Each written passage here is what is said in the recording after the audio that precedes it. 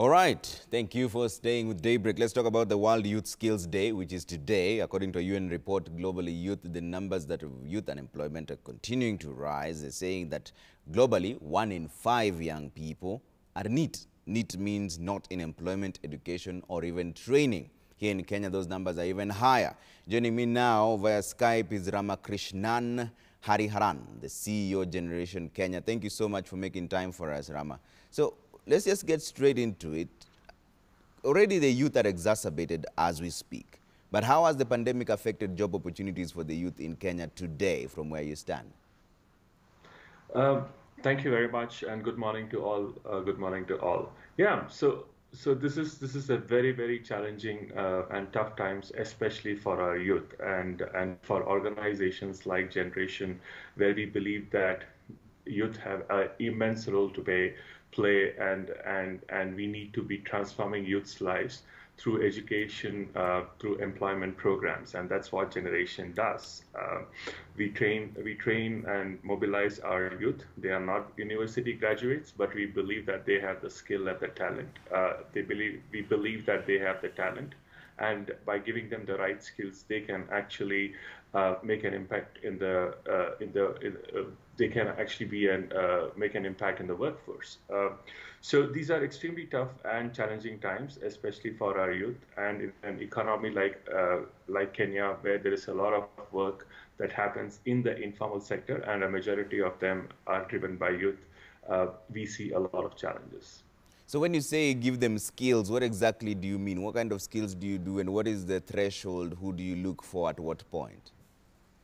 Correct. So for us, the threshold is actually very low. We actually look at high school graduates.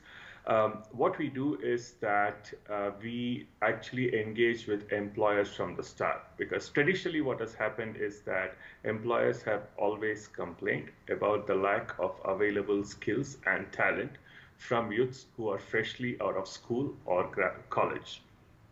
What we are doing here is disruption. We believe that you do not need an academic degree for you to be successful in your career and launch your jobs. What we do is we go to the employers, engage with them right from the beginning, understand what their pain points and their requirements are for some of the roles that they have at the entry level. We go back, we transform that into a curriculum, a boot camp, which runs anywhere between 4 to 8 weeks, depending on the program. And then what we do is we go looking for our youth in low income and vulnerable communities mostly, and then we skill them up. And then fundamentally, it's not about skilling them up with technical skills. What I want to be very clear about is that we are not a training organization. We believe that through a training of the technical skills that employers require, what is equally important is also soft skills that need to go in with technical skills. A combination of these technical and soft skills is what makes anybody successful in their jobs. And that's exactly what we do. We train them up, we skill them up, we identify employers. And because we have been talking to these employers, we are able to place them the moment they complete training. Additionally, we also believe that our youths need support once they enter into their professions. So we have a strategy where we actually provide them social support across their professional and well-being, which really keeps them in the job roles that they take up after the training. So from where you stand, where do you see as the next opportunities available for the young people post-COVID-19, whatever that will look like? Yeah, I think there are, as much as there is a world pandemic that's happening, and the economy is actually moving very slowly, there are some opportunities that are looking out in the horizon. Of course, from an expectations management point of view, we have to be extremely deliberate about how we approach these in the next 3 to 6 months. So what are some of those things that are arising out there? Now, clearly, the healthcare sector is a big sector, is a focus sector at this point in time. And I think in Kenya, where I see the healthcare space moving is from in-person services to remote delivery. So, for example, opportunities for consulting patients or people who are sick remotely, either through doctors or through qualified nurses. I see that happening. Demand for healthcare workers is also going to increase. Um, we also feel that there are going to be roles that are going to come up in the e-commerce space. This could be specifics to logistics. This could be specific to warehousing. Even the traditional sectors that were used to selling to customers in person are thinking of moving through online, and that's what we call as the B2B, the B2C model. So we are seeing a lot of opportunities emerging across some of these occupations.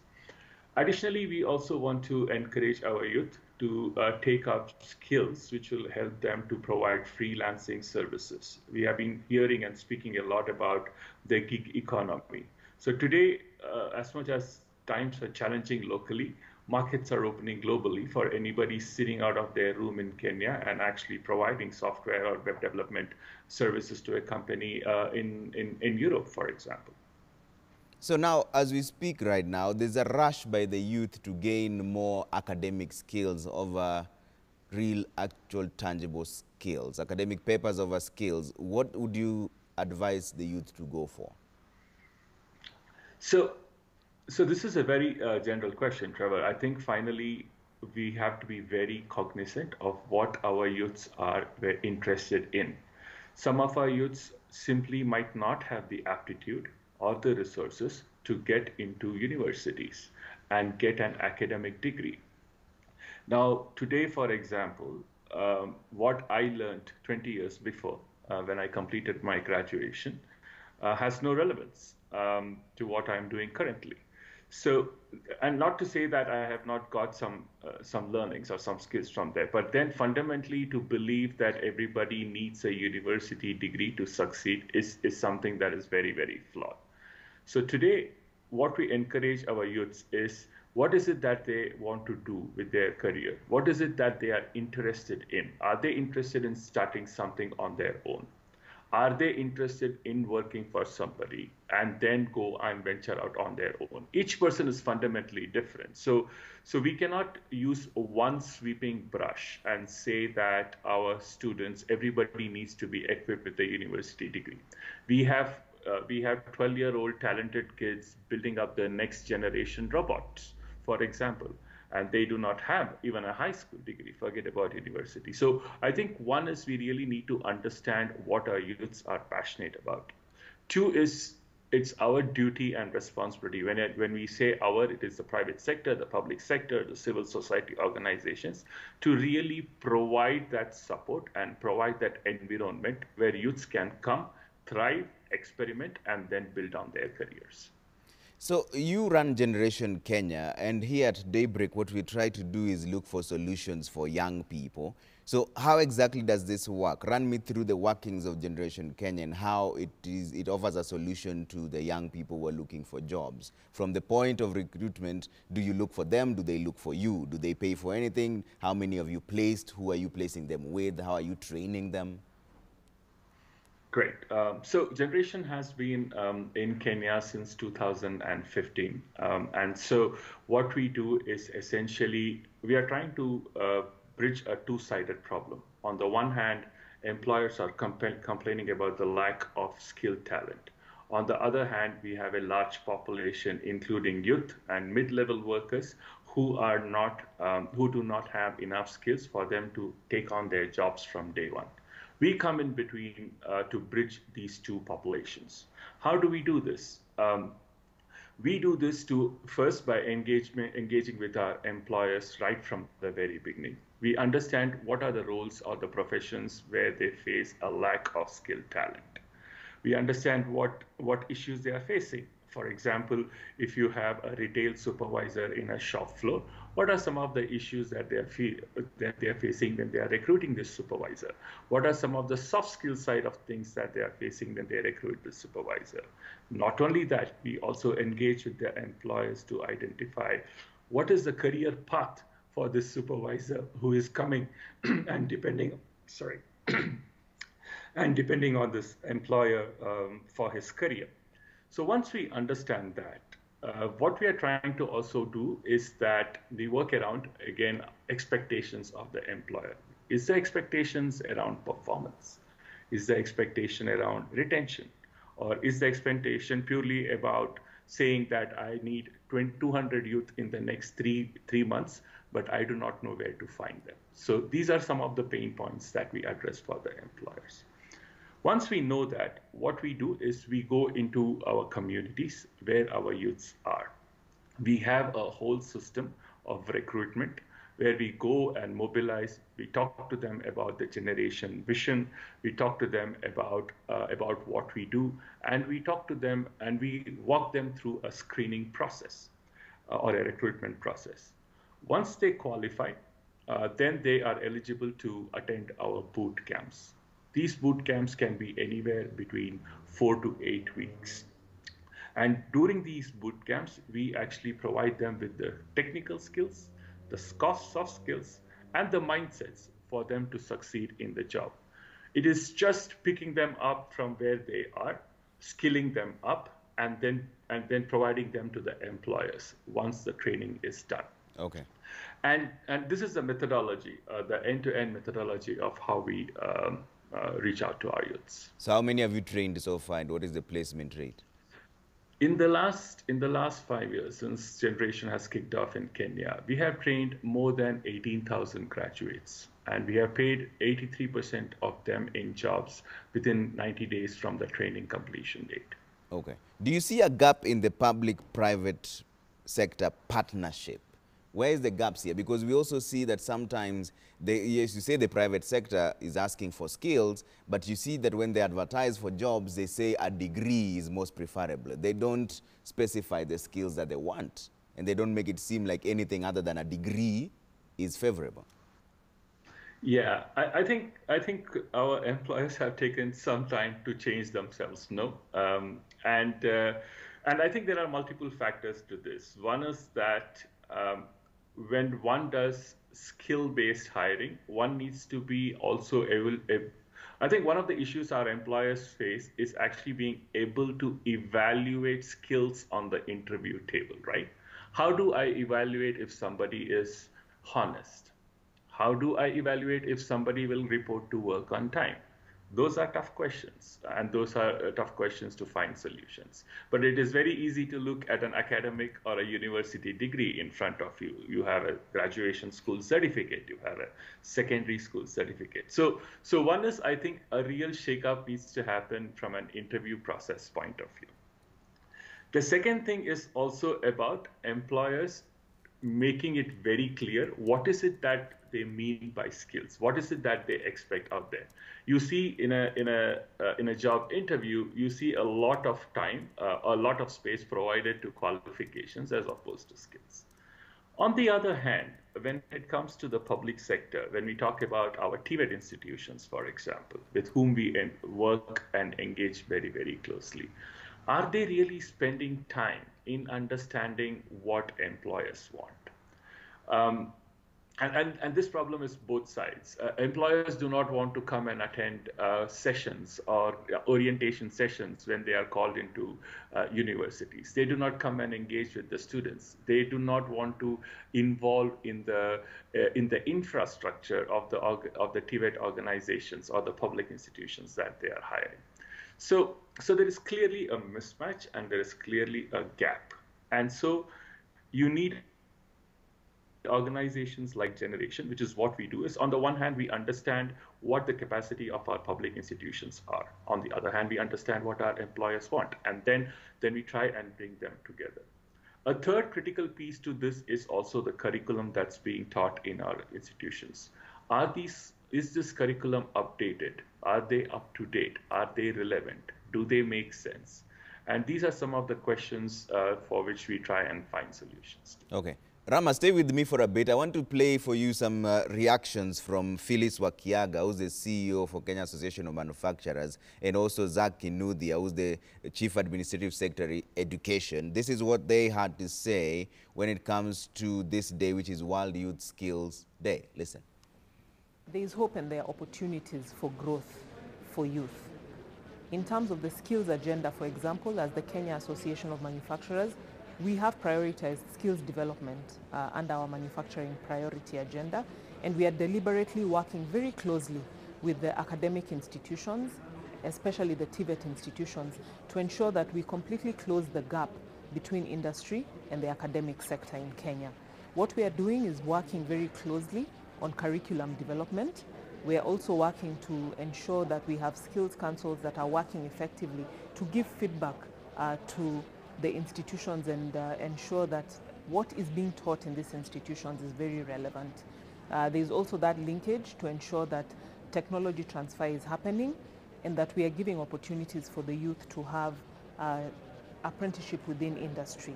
The issue of half-baked students being released into industry has been one of the continuous concerns you hear being raised in the job market.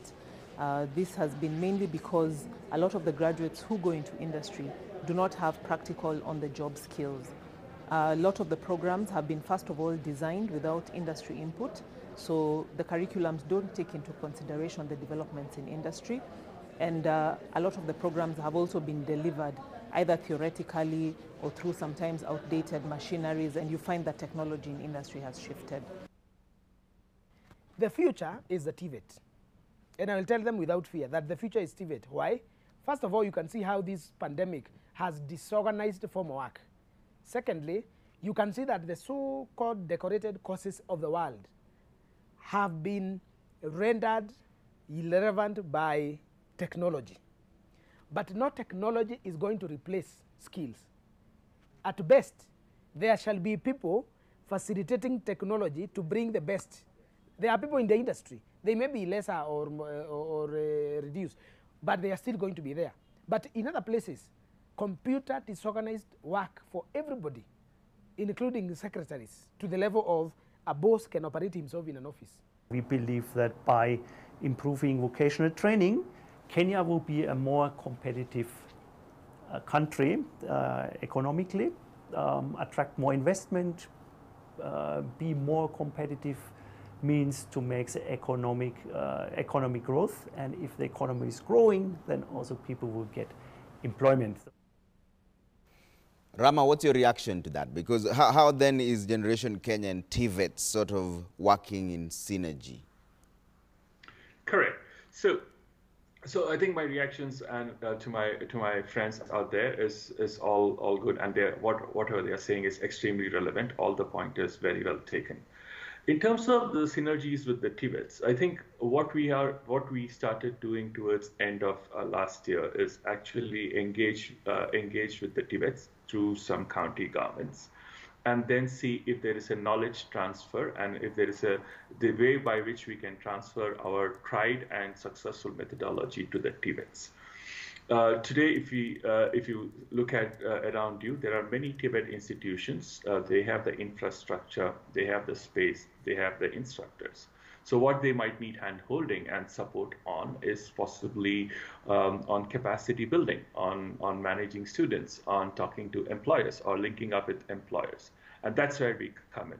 So what we have done as a successful pilot, and this will inform our strategy going forward, is basically working closely with the TVETs, working with them on courses that are relevant to the industry and the private sector, building up the capacity of instructors to train in a way that it makes sense and is relevant for the students. And then over a period of time, we hope that the TVETs are able to actually dish out their technical program in a way which is completely what the industry wants. So that's the direction we see ourselves going. And additionally, it's not just about, and as I said, it's not just about training. We need to also come up with a whole force around our youth, whether it is about social support, providing them counseling services, providing them mentoring services, talking to them, finding out how they are faring. and then seeing whether they require any skills 6 months or 12 months down the line from the time that they have got into jobs. So it has to be a process of continuous engagement. And I think education institutions need to own up to that fact that they need to approach students with a very holistic perspective and not just ensure that they are tied up to these students until the day graduation arrives.